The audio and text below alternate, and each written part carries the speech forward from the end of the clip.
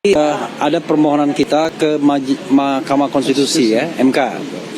Itu permohonan itu sudah masuk pada perbaikan permohonan dan nanti kami berharap akan ada pemeriksaan persidangan. Nah, dalam pemeriksaan persidangan itulah nanti akan ada pemerintah, DPR dan kemudian ada juga mudah-mudahan ahli dan saksi kami nanti bisa diminta dihadirkan. Tapi yang paling penting adalah bahwa message kami adalah bukan soal RRT saja, tetapi bagaimana pasal-pasal di dalam KUHP dan Undang-Undang ITE itu tidak digunakan untuk mengkriminalisasi tiga kelompok ini, yaitu akademisi, peneliti, dan aktivis. Kenapa begitu? Karena kebetulan memang yang mengajukan adalah RRT atau TRR ya, Tifa, Roy, dan Rismond, karena pemohon pertamanya Dr. Tifa. Dan mereka bisa dikualifikasikan sebagai tiga klaster tersebut, sebagai aktivis iya, sebagai peneliti iya, sebagai akademisi iya, karena mereka juga mengajar ya, baik pernah maupun masih mengajar.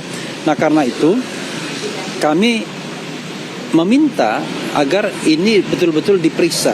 Coba bayangkan, seperti saya misalnya ngomong di Rakyat Bersuara, diundang sebagai narasumber, tiba-tiba diadukan, disomasi dan lain sebagainya. Kan menurut saya orang-orang seperti itu justru akan merusak demokrasi kita.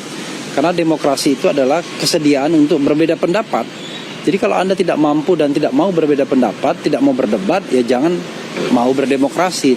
Tidak boleh menggunakan institusi ini untuk menjerat orang setiap saat. Nah, itulah sebabnya kami maju ke Mahkamah Konstitusi agar kemudian pasal-pasal itu diinvalidasi, ditumpulkan, dilumpuhkan, agar tidak digunakan lagi untuk menjerat para akademisi, para peneliti dan para aktivis ya, baik itu dalam KUHP yang lama yang masih mungkin dipakai dengan azas lex favorio, kemudian bisa juga KUHP yang baru dan kemudian juga Undang-Undang ITE.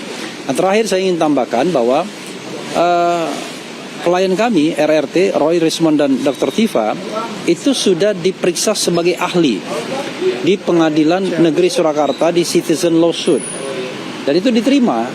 Artinya apa? Artinya mereka memang direcognize sebagai ahli, diakui sebagai ahli. Jadi kalau selama ini ada yang kemudian mengunderestimasi bahwa kegiatan mereka kegiatan yang tidak ilmiah dan lain sebagainya, sudah terbantahkan sendirinya dengan mereka diterima sebagai ahli di sidang Citizen Lawsuit yang intinya adalah membuktikan ijazah Jokowi juga.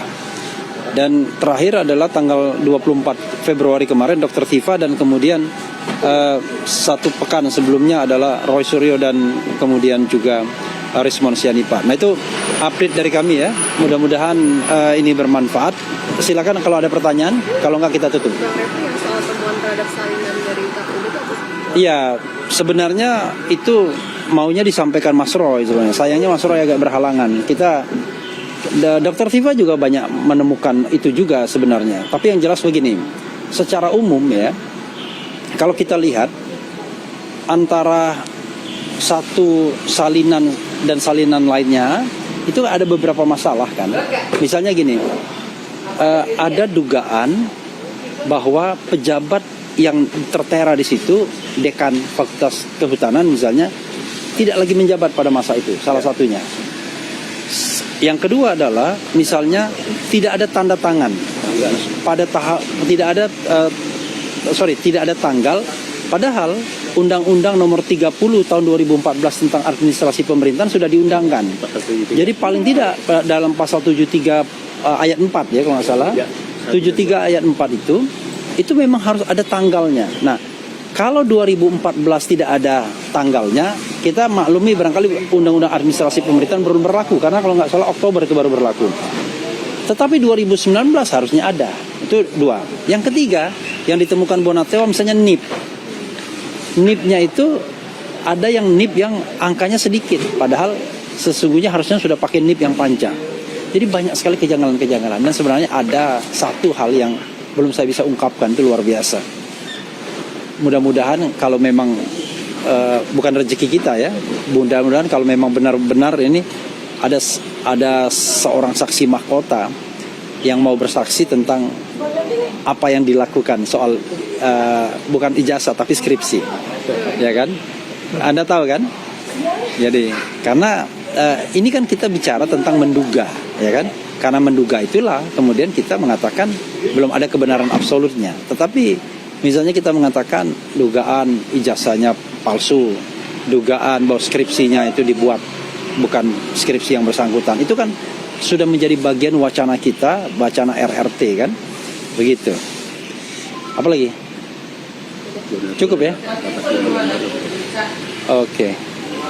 Jadi mudah-mudahan nanti kita akan update kalau ada Mas Roy ya dan Dr. Tifa juga bisa mengupdate. Salah satu lagi yang ingin saya tambahkan, yang kicking juga sebenarnya seperti ditemukan oleh Dr. Tifa, spesimen antara spesimen itu banyak sekali. Tapi kita bisa membuat 3 besaran spesimen yang berbeda. 3 besaran. Satu, dari 3 lembaga yang resmi ya. Satu, spesimen yang dikeluarkan oleh Dirtipidum Bareskrim Mabes Polri pada tanggal 22 Mei ketika Brigjen Juhandani melakukan press conference, kita melihat bahwa yang dikeluarkan itu adalah ijazah yang ada garis tengahnya itu ya. Yang ada seperti belahan gitu. Lipatan.